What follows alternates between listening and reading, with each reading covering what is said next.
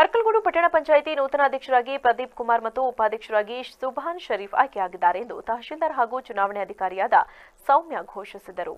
ಪಟ್ಟಣ ಪಂಚಾಯಿತಿ ಎರಡನೇ ಅವಧಿಯ ಅಧ್ಯಕ್ಷ ಉಪಾಧ್ಯಕ್ಷ ಸ್ಥಾನ ಚುನಾವಣೆಯಲ್ಲಿ ಕಾಂಗ್ರೆಸ್ ಪಕ್ಷದ ಪ್ರದೀಪ್ ಕುಮಾರ್ ಮತ್ತು ಎನ್ಡಿಎ ನೇತೃತ್ವದ ಅಭ್ಯರ್ಥಿಯಾಗಿ ರಮೇಶ್ ವಾಟಾಳ್ ನಾಮಪತ್ರ ಸಲ್ಲಿಸಿದರೆ, ಉಪಾಧ್ಯಕ್ಷ ಸ್ಥಾನಕ್ಕೆ ಬಿಜೆಪಿ ಪಕ್ಷದ ಸದಸ್ಯೆ ಪಲ್ಲವಿ ಮತ್ತು ಕಾಂಗ್ರೆಸ್ ಪಕ್ಷದ ಸುಭಾನ್ ಶರೀಫ್ ನಾಮಪತ್ರ ಸಲ್ಲಿಸಿದರು.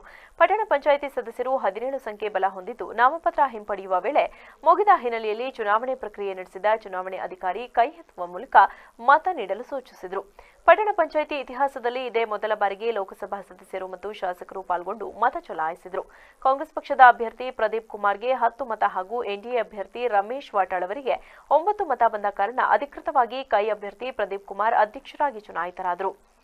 ಉಪಾಧ್ಯಕ್ಷ ಸ್ಥಾನಕ್ಕೆ ನಡೆದ ಚುನಾವಣೆಯಲ್ಲಿ ಲೋಕಸಭಾ ಸದಸ್ಯ ಶ್ರೇಯಸ್ ಎಂ ಪಟೇಲ್ ಭಾಗವಹಿಸದೆ ತೆರಳಿದ ಹಿನ್ನೆಲೆಯಲ್ಲಿ ಎನ್ಡಿಎ ನೇತೃತ್ವದ ಸದಸ್ಯರ ಬಲದೊಂದಿಗೆ ಕಣಕ್ಕೆ ಇಳಿದ ಸುಭಾನ್ ಶರೀಫ್ ಮತ್ತು ಕಾಂಗ್ರೆಸ್ ಬಿಜೆಪಿ ಜೆಡಿಎಸ್ ಪಕ್ಷದ ಸದಸ್ಯರ ಬಲದೊಂದಿಗೆ ಕಣಕ್ಕೆ ಇಳಿದಿದ್ದ ಪಲ್ಲವಿ ಅವರಿಗೆ ಸಮಮತ 9 ಬಂದ ಹಿನ್ನೆಲೆಯಲ್ಲಿ ಲಾಟರಿ ಎತ್ತುವ ಮೂಲಕ ಸುಭಾನ್ ಶರೀಫ್ ಉಪಾಧ್ಯಕ್ಷರಾಗಿ ಆಯ್ಕೆಗೊಂಡರು ಎಂದು ತಿಳಿಸಿದರು. ಸರ್ಕಾರದ ನಿರ್ದೇಶನದಂತೆ 10ನೇ ಅವಧಿಗೆ ಅಂದರೆ ಉಳಿಕೆ ಅವಧಿಗೆ ಪಟ್ಟಣ ಪಂಚಾಯಿತಿ ಅರ್ಕಲ್ಗೂಡಿಗೆ ಅಧ್ಯಕ್ಷ ಮತ್ತು ಉಪಾಧ್ಯಕ್ಷ ಸ್ಥಾನಕ್ಕೆ ಚುನಾವಣೆಯನ್ನು ನಡೆಸಿದ್ವಿ. ಅಧ್ಯಕ್ಷ ಸ್ಥಾನಕ್ಕೆ ಇಬ್ಬರು ಅಭ್ಯರ್ಥಿಗಳು ನಾಮಪತ್ರ ಸಲ್ಲಿಸಿದ್ರು. ಅದರಲ್ಲಿ ಪ್ರದೀಪ್ ಅವರೊಬ್ಬರು, ಆಮೇಲೆ ಇವರು ರಮೇಶ್ ವಾಟಾಳ್ ಅವರು ಇಬ್ಬರು ಕೂಡ ನಾಮಪತ್ರವನ್ನು ಸಲ್ಲಿಸಿದ್ರು.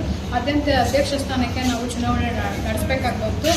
ನಾಮಪತ್ರ ವಾಪಸ್ ತಗೊಳ್ಳಿರೋದ್ರಿಂದ ಚುನಾವಣೆ ನಡೆಸಿದ್ವಿ. ಕೈ ಎತ್ತೋದ್ರ ಮೂಲಕ ಚುನಾವಣೆಯನ್ನು ನಡೆಸಿದ್ದಾಯಿತು.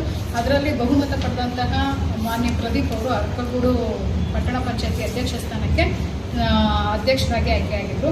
ತದನಂತರ ನಾವು ಉಪಾಧ್ಯಕ್ಷ ಸ್ಥಾನಕ್ಕೆ ಎಲೆಕ್ಷನ್ ನಡೆಸಬೇಕಾಗಿ ಬಂತು. ಯಾಕೆಂದರೆ ಉಪಾಧ್ಯಕ್ಷ ಸ್ಥಾನಕ್ಕೆ 2 ನಾಮಪತ್ರ ಸ್ವೀಕೃತವಾಗಿದ್ದವು. ಒಂದು ಶ್ರೀಮತಿ ಪಲ್ಲವಿ ಆರ್ ಅನ್ನೋರು ಸಲ್ಲಿಸಿದ್ರು. ಇನ್ನೊಂದು ನಾಮಪತ್ರನ ಸುಭಾನ್ ಶರೀಫ್ ಬಿನ್ ಪ್ಯಾರಿಜನ್ ಶರೀಫ್ ಅನ್ನೋರು ಸಲ್ಲಿಸಿದ್ರು. ಇಲ್ಲೇನಾಯಿತು ಅಂತಂದರೆ ಇಬ್ಬರಿಗೂ ಕೂಡ ಸಮಾನವಾದಂಥ ಮತಗಳು ಬಂದವು. ಸಮಾನ ಮತಗಳು